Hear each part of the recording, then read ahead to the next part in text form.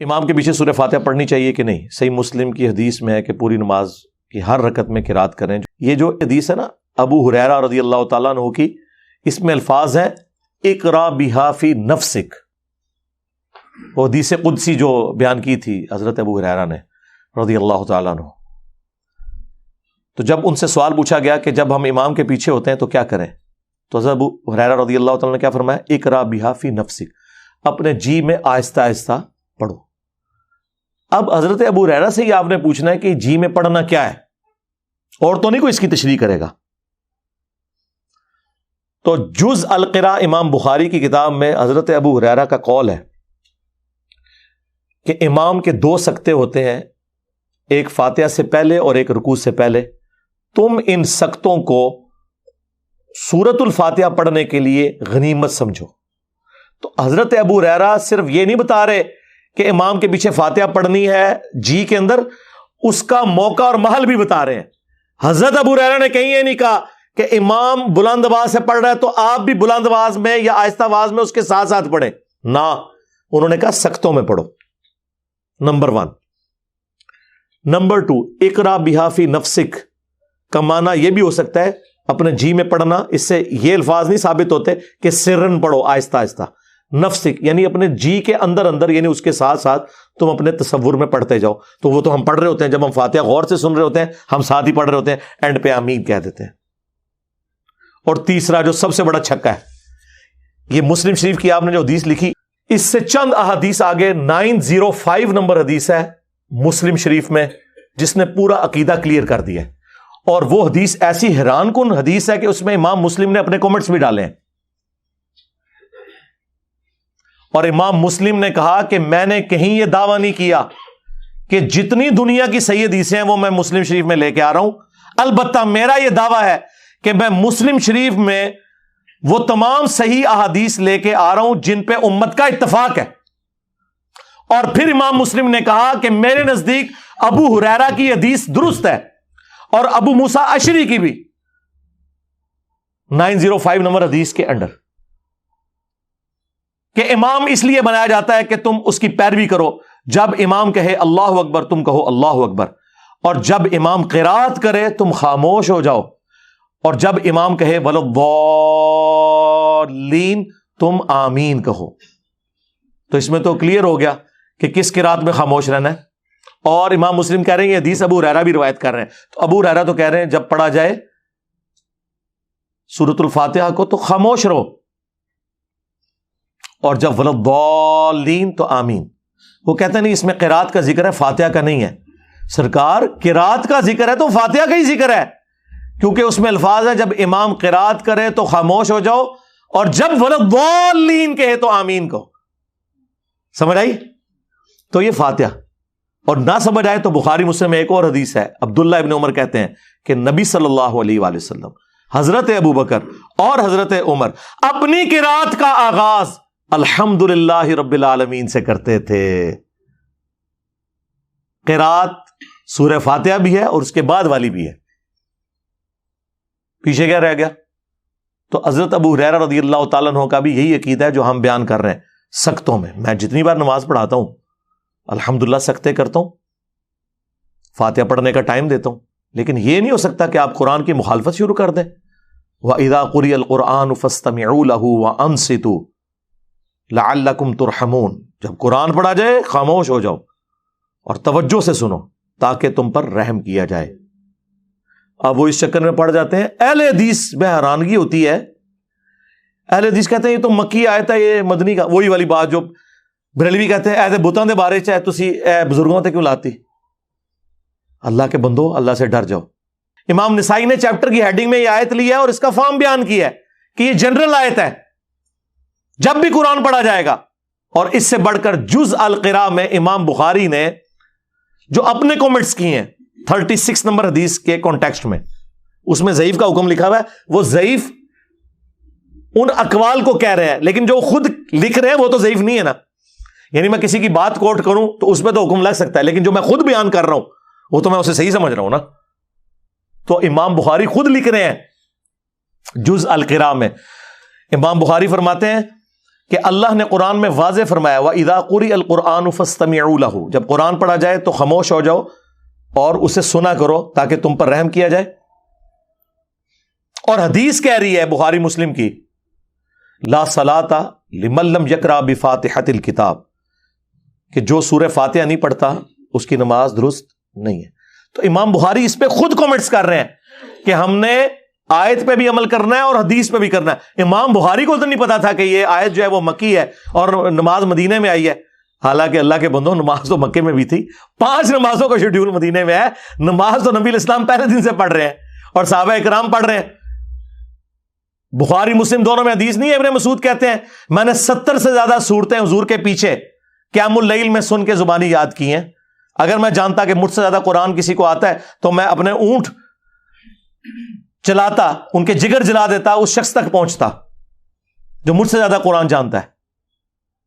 تو نبی الاسلام تہجد میں قیام اللیل میں قرات کرتے تھے، صحابہ کرام سے یاد کرتے تھے، اور 2/3 قرآن تو ہے ہی مکی ہے، 1/3 مدنی قرآن ہے۔ صحابہ کرام نے مکے میں قرآن کیسے یاد کیا تھا؟ نبی الاسلام کے پیچھے وہ پڑھتے تھے، سورۃ المزمل میں آیا نبی الاسلام رات میں بعض اوقات 2/3 رات، بعض اوقات آدھی رات، بعض اوقات 1/3 رات قیام کرتے تھے، صحابہ کرام پیچھے سن سن کے اسے یاد کرتے تھے۔ تو بالکل کلیئر ہے۔ وہ کہتے ہیں نہیں جی وہ ابو داؤد میں اور جامعہ ترمذی میں حدیث ہے کہ فجر کی نماز میں پڑھ رہے تھے تو نبی الاسلام نے فرمایا کہ فاتحہ کے علاوہ کچھ نہ پڑھا کرو، مجھے لگا میری قرات سے کچھ چھین رہا ہے۔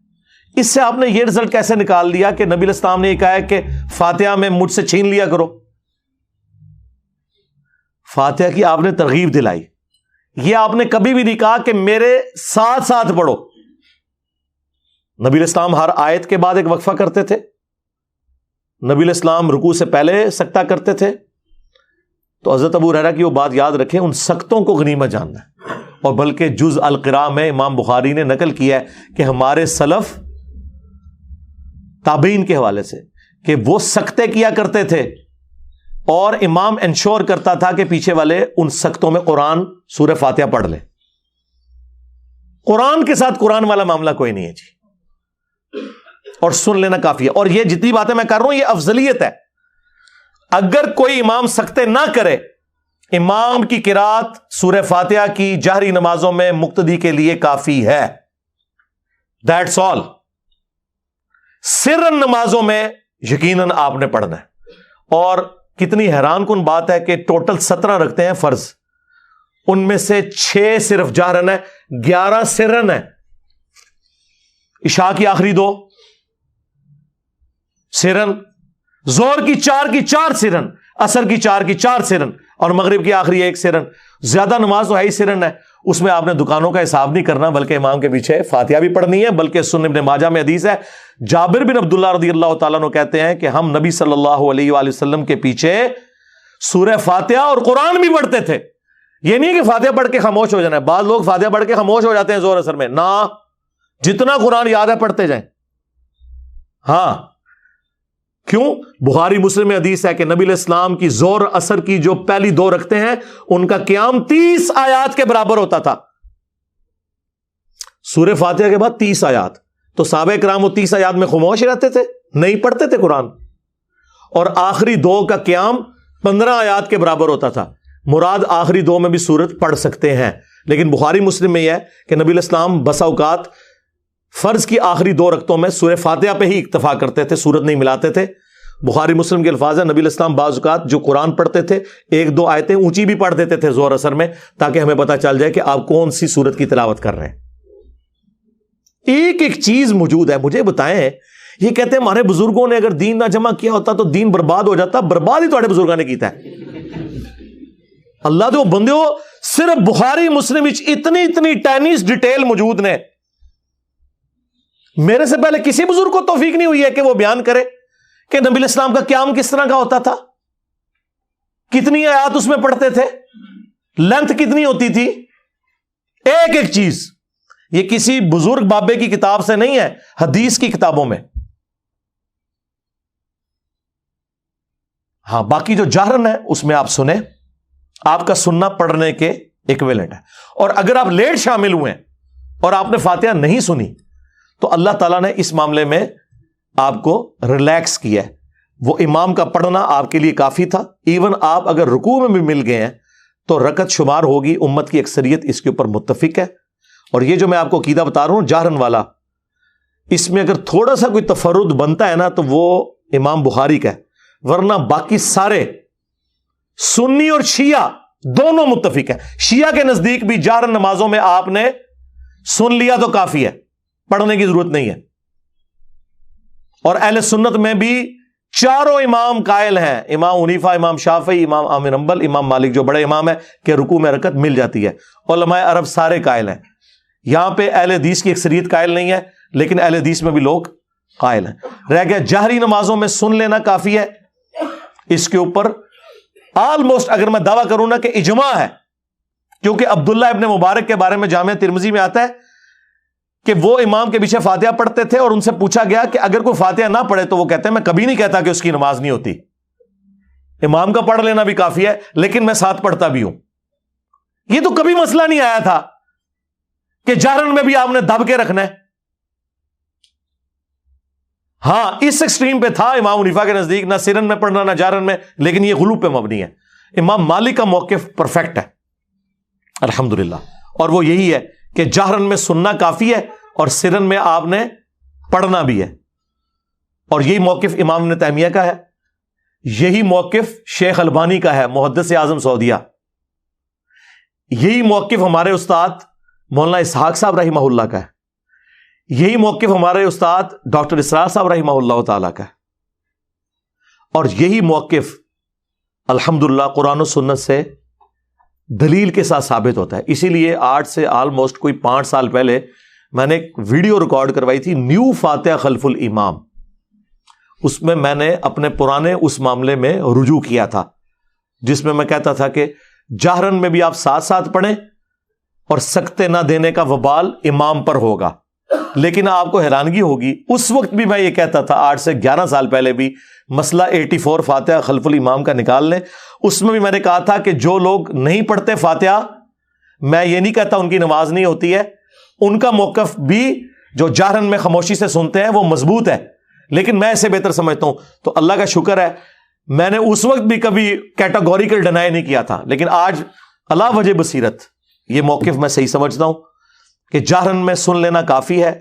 سرن میں آپ جس میں یعنی آہستہ آواز میں امام پڑھتا ہے آپ ساتھ ساتھ پیچھے پڑھیں گے. ظاہر ہے آپ کو تو امام کی آواز نہیں آ رہی. اب مجھے بتائیں حنفیوں کا کیا بنے گا، تیرا کیا بنے گا کالیا؟ تو نے تو کہانی کرائی تھی وَإِذَا قُرِئَ الْقُرْآنُ فَاسْتَمِعُوا لَهُ کہ جب قرآن پڑھا جائے تو اس کو غور سے سنو اور خاموش ہو جاؤ.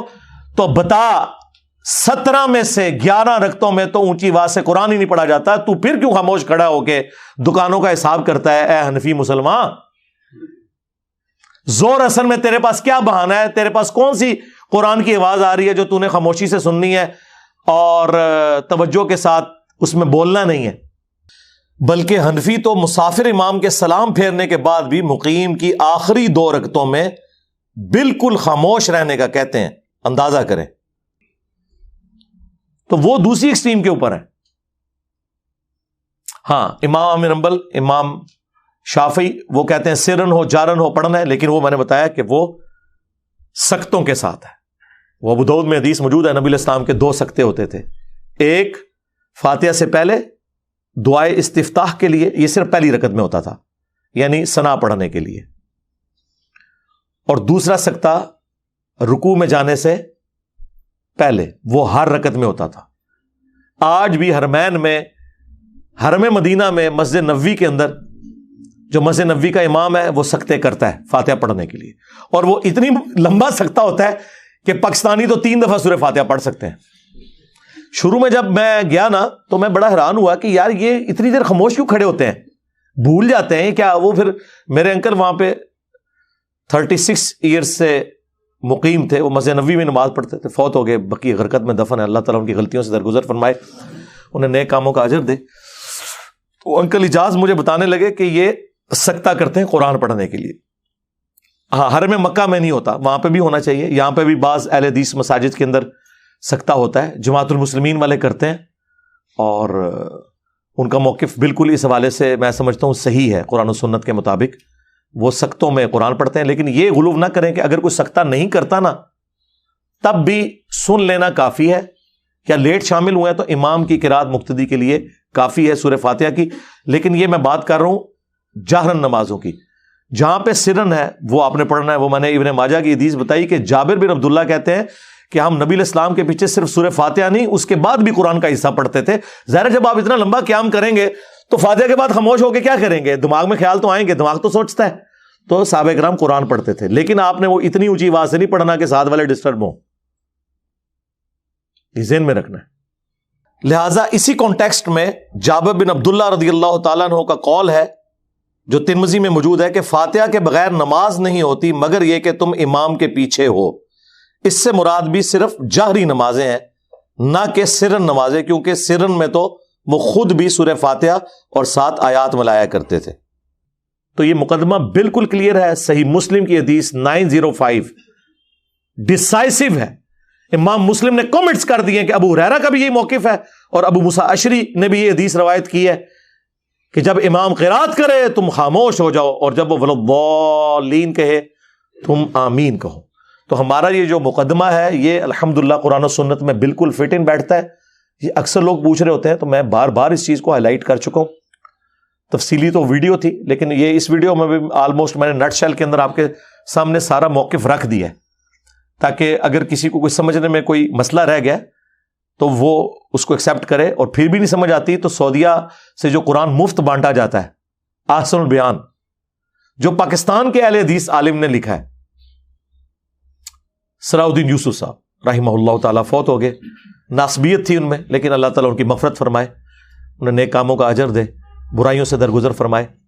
اہل حدیث میں بڑے علماء میں سے تھے، آلموسٹ 95 ایئرس کی ایج میں فوت ہوئے ہیں۔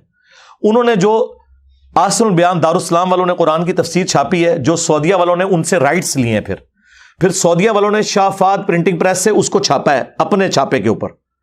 انہوں نے بھی سورہ فاتحہ کے کانٹیکسٹ میں جو نیچے تفسیر لکھی ہے نا، وہ یہی لکھی ہوئی ہے کہ جہرن نمازوں میں امام کو سختے دینے چاہیے تاکہ قرآن پہ بھی عمل ہو اور حدیث پہ بھی عمل ہو۔ اندازہ کریں، یہ خود اہل حدیث کے اپنے بزرگوں نے یہ لکھا ہوا ہے، وہ اس کو ہی پڑھ کے دیکھ لیں، چلیں میری بات نہیں ماننی ہے تو۔ اچھا، یہ جو مسلم کی حدیث ہے 905، یہ گلے میں اٹکی ہوئی ہے ان کے۔ اہل حدیث کے پاس کوئی چارہ نہیں اس حدیث کا، یا تو اس حدیث کو ضعیف کہہ دیں، وہ کہہ نہیں سکتے۔ ویسے ایک بندے نے جرت کی ہے، ارشاد الحق عصری صاحب، جو ہمارے استاد مولانا اسحاق صاحب کے بارے میں فتویٰ دینے والوں میں پیش رہے ہیں، وہ بڑے اسٹانٹ قسم کے وہابی ہیں۔ انہوں نے تو کہا کہ یہ جو مسلم میں آگے الفاظ ہیں نا، یہ صحیح نہیں ہے۔ مسلم شریف تو شیخ زبیر لیزئی رحمہ اللہ نے ان کے رد پہ ایک مضمون لکھا، اور انہوں نے ایگزامپلس کوٹ کی کہ اگر ایک راوی حدیث بیان نہ کرے اور دوسرا بیان کرے اور وہ ثقہ ہو تو وہ جو اس میں زائد بات ہوتی ہے اس کے ساتھ ایکسیپٹ کی جاتی ہے۔ شاذ وہ قول ہوتا ہے جو اس کے خلاف ہو، یہ خلاف نہیں ہے، اس کی ایکسپلینیشن ہے۔ شیخ زبیر صاحب نے مسلم کی 905 انٹرنیشنل نمبرنگ جو کانٹینیوس ہے اس کا دفاع کیا۔ اس کا مطلب ہے کہ ارشاد الحق عصری صاحب کو یہ بات سمجھ آ گئی تھی کہ 905 نمبر حدیث مسلم کی ہمارے فرقے کے اس مسئلے کی موت ہے، کیونکہ اس میں الفاظ ہیں جب امام اللہ اکبر کہے تم اللہ اکبر کہو، جب امام قرات کرے تم خاموش ہو جاؤ، اور جب امام وَلَضَّالِّينَ کہے تم آمین کہو۔ تو واضح ان کو پتا چل گیا تھا کہ گل کدھر اور جا رہی ہے، تو واقعی انہوں نے صحیح ڈیسیژن کیا کہ اس حدیث سے جان چھڑاؤ۔ لیکن مسلم شریف سے کیسے جان چھڑائیں؟ شیخ زبیر صاحب نے کہا نہیں یار یہ کیا کر رہے ہیں، تو انہوں نے کہا کہ اگر اس کو صحیح مانو گے تو پھر مسئلہ خراب ہوگا۔ تو شیخ زبیر صاحب نے ایک تیسرا حل تلاش کر لیا، انہوں نے کہا یہ حدیث منسوخ ہے۔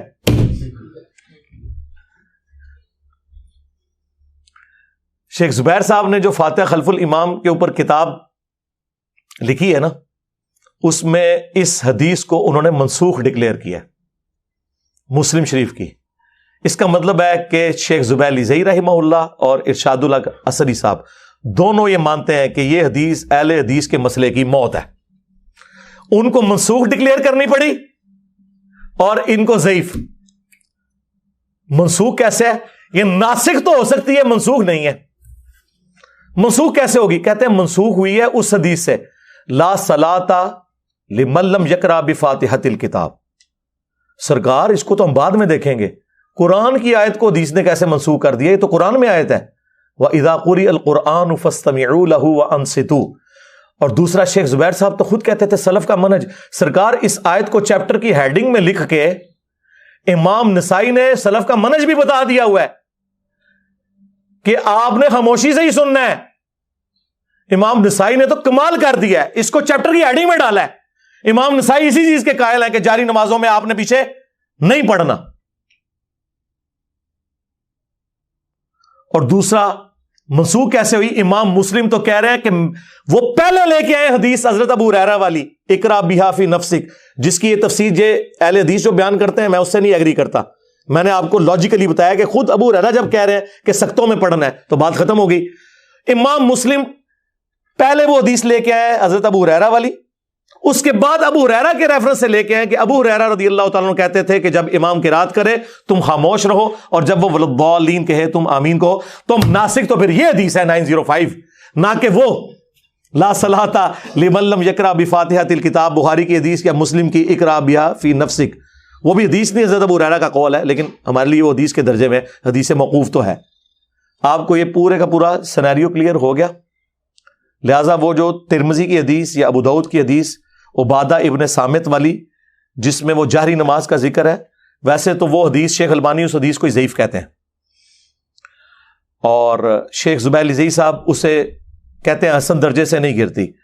میرے نزدیک اگر اس کو حسن بھی مان لیا جائے تب بھی وہ مسئلہ آپ کا حل نہیں کرتی ہے، کیونکہ انہی احادیث کے اوپر تو امام نسائی نے باب باندھا ہوا ہے، اور امام نسائی نے اس سے وہ رزلٹ نکالا ہوا ہے جو ہم نکال رہے ہیں، جو امت کی اکثریت کا رزلٹ ہے۔ اور دوسرا یہ ہے کہ آپ نے سختوں میں پڑھنا ہے۔ عبادہ ابن صامت کا فجر میں یہ کہنا کہ پڑھنی ہے تو اس پہ محمول ہے کہ اس زمانے میں صحابہ کرام سکتے کرتے تھے، جو نبی علیہ السلام نے کیے، آیت کے بعد بھی سکتا اور رکوع سے پہلے بھی سکتا۔ سختوں کی حد تک یہ بات درست ہے۔ میں جتنی بار جماعت کراتا ہوں، میں آلموسٹ پچھلے کوئی 6-7 سال سے 5 نمازوں میں امامت کرتا ہوں الحمدللہ، اور میں سکتے کرتا ہوں، فاتحہ پڑھنے کا ٹائم دیتا ہوں 3 نمازوں میں۔ ظہر اثر میں تو ویسے ہی ضرورت نہیں رہتی، وہ تو آپ خاموشی سے پڑھ رہے ہوتے ہیں۔ تو الحمدللہ سختوں والا معاملہ جو ہے اس کے ساتھ یہ چیز جڑی ہوئی ہے۔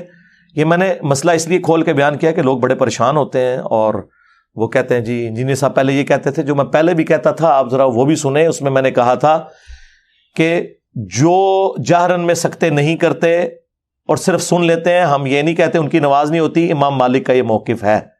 لیکن بعد میں جب مجھے پتا چلا کہ اس میں تو صرف اہل حدیث کا تفرد ہے، اور وہ بھی چند اہل حدیث کا، باقی پوری امت دوسری طرف کھڑی ہوئی ہے، اور احادیث بھی دوسری طرف کھڑی ہوئی ہے۔ نماز کا آپ کو سکون آئے گا، آپ کبھی اس کو اپلائی کر کے دیکھیں، جب امام قرات کر رہا ہے تو آپ اس قرات کے اندر توجہ کریں، سورہ فاتحہ ہو یا بعد والی، تو آپ کو نماز میں ٹیسٹ بھی۔ یہاں تو میں دیکھتا ہوں کہ وہ آتے ہیں، ان کو اس سے غرض نہیں کہ امام کیا کر رہا ہے، دڑ دڑ دڑ اپنی فاتحہ پڑھنی شروع کر دیتے ہیں، اور وہ فاتحہ مجھے پتا ہے توجہ سے پڑھی جا رہی ہوتی ہے، جس میں آپ کو آواز بھی آ رہی ہو دوسری قرات کی، اور آپ اس چکر میں فاتحہ پڑھوں، نہ آپ اس کی قرات صحیح سن رہے ہو نہ اپنی صحیح کر رہے ہیں، تو کیا نکالا اس میں سے؟